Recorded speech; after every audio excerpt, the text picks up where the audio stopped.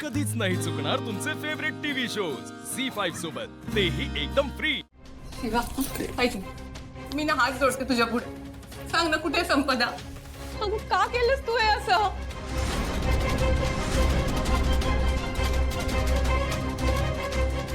माझ्याकडून काय चूक झाली होती? मी काय बिघडवलं होतं तुझं?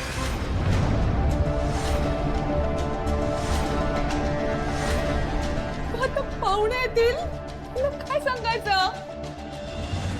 शिवा, ऐक ना, सांग ना कुठे संपदा? मला सांग। त्या मुलाबरोबर गेलीये का? हा? सांग ना गं. थांबा।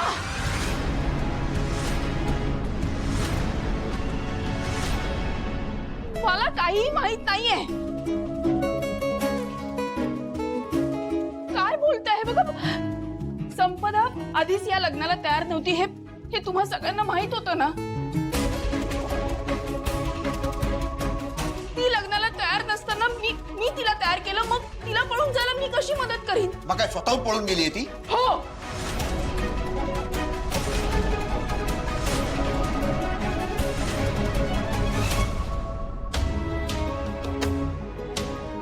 मग काय करणार ती?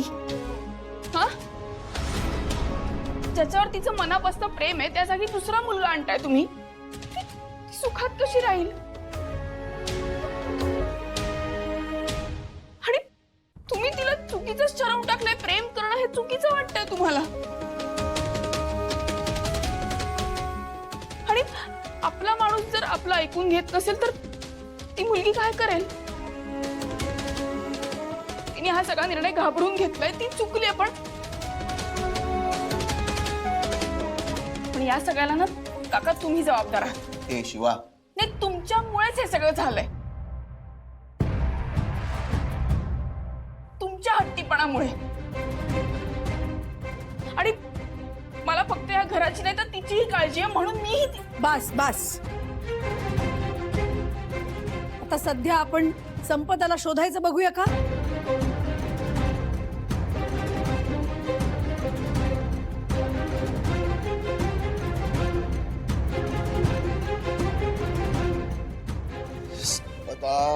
संपदा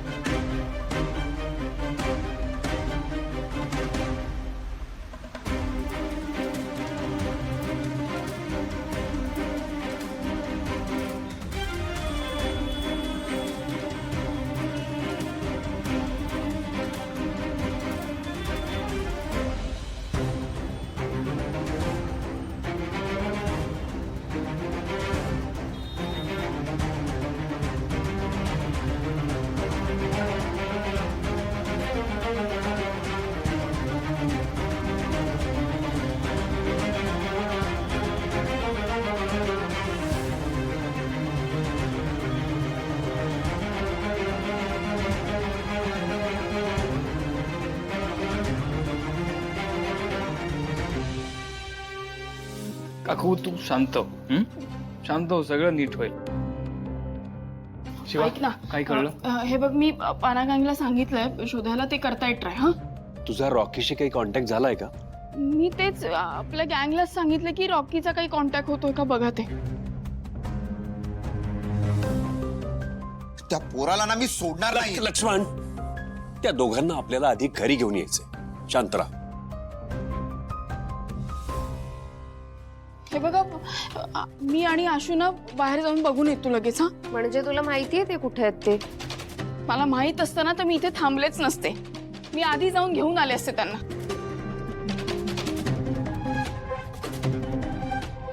हे बघा, मला कळते त्यांनी खूप चुकीचा निर्णय घेतलाय, पण ते घाबरून पळून गेलेत।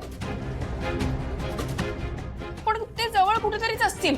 आम्हाला सापडतील ते. आपण लवकरात लवकर जाऊया. हे ऐका ऐका, हे बघा ते दोघंही समजूतदार आहेत, त्यामुळे त्यांना कळेल की त्यांनी चूक केली आणि ते कुठलाही चुकीचा निर्णय घेणार नाहीत. समजूतदार असते तर असे गेले नसते पळून. सीता, हे बोलायची वेळ आहे का? हे बघा आई, आमच्यावर प्लीज विश्वास ठेवा तुम्ही. आम्ही त्यांना शोधतो आणि घेऊन येतो घरी. आणि आपण ह्या सगळ्यात जरा रागारागात कुठला निर्णय घेऊया नको. आम्ही जाऊन येतो. हा चल. आलोच काकू. मी पण जाते. मी पण जाते. बघा संपदा. उर्मिला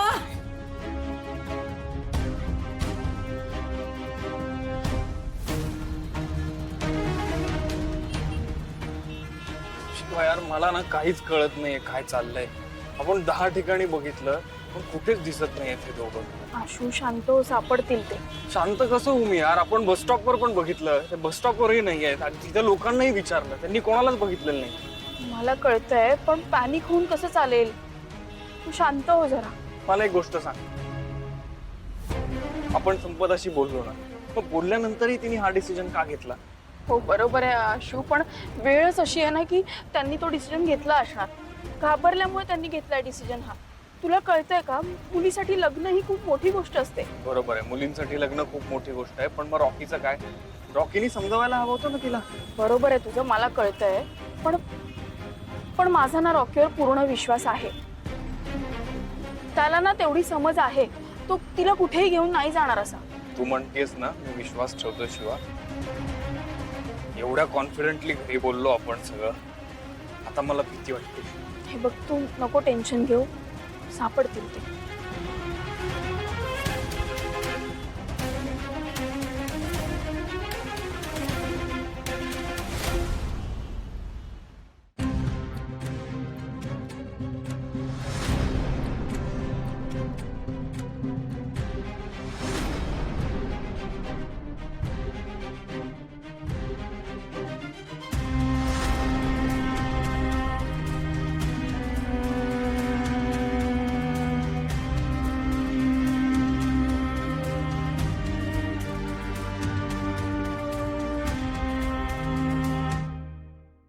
मला असं वाटतंय आपण निर्णय घ्यायला खूप उशीर केला. किती थांब ना जरा, तिची अवस्था तरी बघ. आई, मला सुद्धा काकूची अवस्था बघवत नाहीये, पण आपली संपदा हा असा निर्णय घेईल याच्यावर मला सुद्धा विश्वास नाही ना बसत आहे. कीर्ती, बघ, असं नुसतं बोलत बसण्यापेक्षा आपण काहीतरी करायला हवंय ना. बरोबर आहे. अहो बघा ना तुम्ही, कुठे गेलीये, जा ना जरा.